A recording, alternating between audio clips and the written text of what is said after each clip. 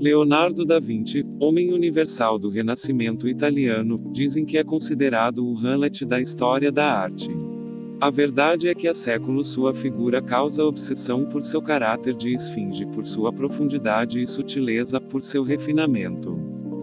Pintor e desenhista máximo, engenheiro versado em física, mecânica e química, estrategista, arquiteto, urbanista, escultor, anatomista, inventor, homem de espírito e de método, soube juntar ciência e arte, análise e emoção, natureza e idealismo, previsão e espontaneidade, consciente e inconsciente, gravidade e jogo.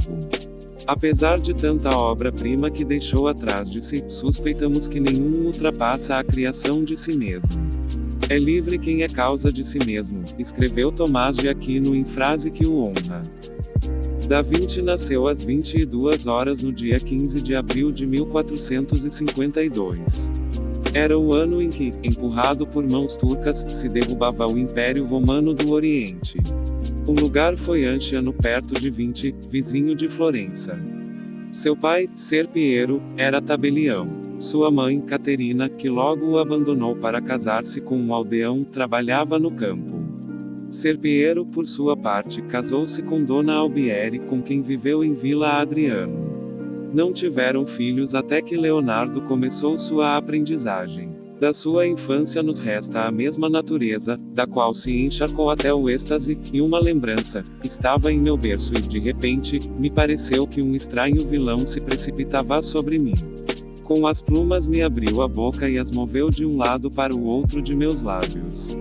Tal parece ser meu destino. Aos 13 anos, foi viver em Florença, na Rua dos Gondi. 3 anos depois entra no ateliê de Verrocchio, elo que o unirá à corrente de Ghiberti, Brunelleschi e Donatello. 6 anos durou o longo aprendizado com o célebre pintor, escultor e matemático. Com Verrocchio coroou a cúpula de Brunelleschi em Santa Maria del Fiore com a esfera de cobre dourado que sustenta a cruz. Um detalhe interessante: provavelmente, Leonardo da Vinci foi um modelo para Del Verrocchio, em 2 de seus trabalhos, pois também era um jovem de traços bonitos e de grande beleza física. Um exemplo disso podemos observar na pintura onde ele foi representado por seu mestre como o arcanjo, em Tobias e o Anjo. Em 1475, Leonardo recebe a encomenda de uma Anunciação e do retrato de Ginevra Benci, e posteriormente a de pintar uma Adoração dos Pastores.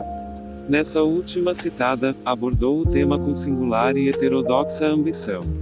Consta nada menos que figuras de 66 figuras e 41 animais.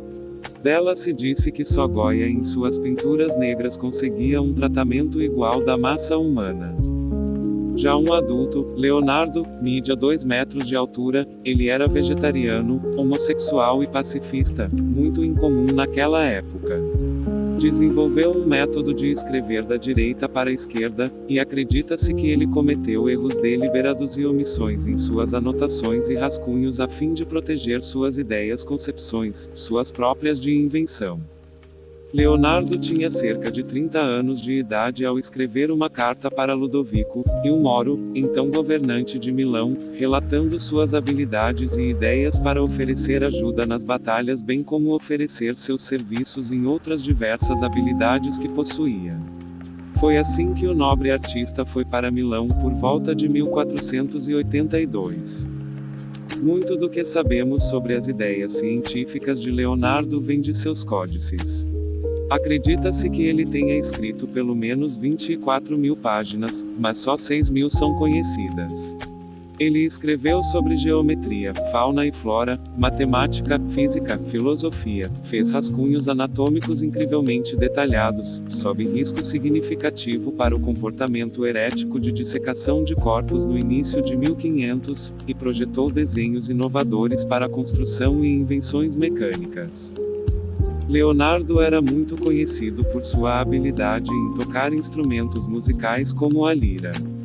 Com base naquilo que sabemos pelos seus biógrafos e pela carta de apresentação que ele enviou a Ludovico, e o Moro, a mudança de Da Vinci para Milão foi influenciada por suas habilidades como músico e inventor de instrumentos musicais, bem como por suas atividades como engenheiro militar e estrategista.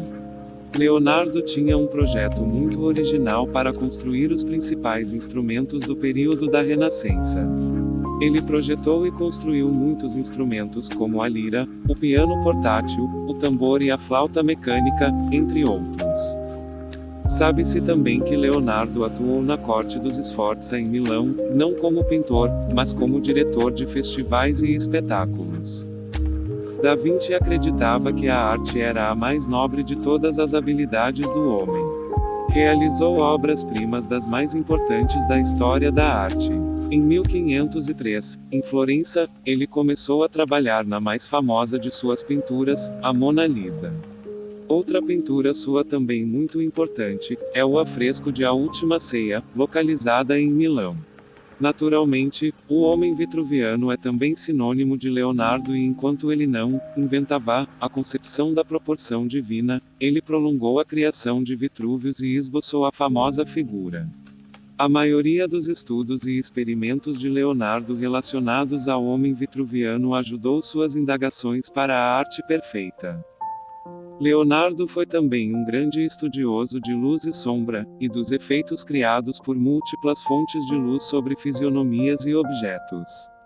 Desde a mais tenra idade, demonstrou uma habilidade artística incomum. Sentia-se atraído por todo tipo de modalidade artística, motivado por uma curiosidade sem paralelo e uma habilidade ímpar para complementar essas áreas com seu conhecimento científico.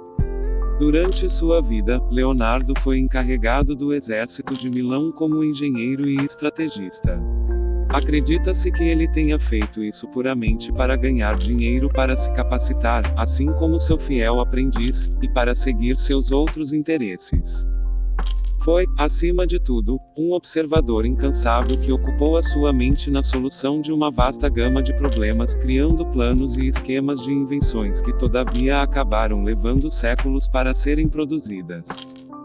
No dia da Ascensão de 1517 encontra-se em Amboise e vive no castelo de Clos. Tem o braço direito paralisado. Faz o seu autorretrato com barba comprida e olhos cansados. Deixa os seus manuscritos, milhares de páginas, a seu discípulo Melzi. Deixa ao mundo um universo de transparências, doçuras e harmonias. Leonardo morreu em 2 de maio de 1519, solitário e descontente. Faleceu em Amboise, na França e sepultado na igreja de São Florentino, mas seus restos mortais se perdem durante as guerras religiosas. Entre os seus últimos escritos, inclui-se: Eu ofendi Deus e a humanidade porque a minha obra não alcançou a qualidade que deveria. Enquanto isso, sua Gioconda continuava sorrindo, inalterável.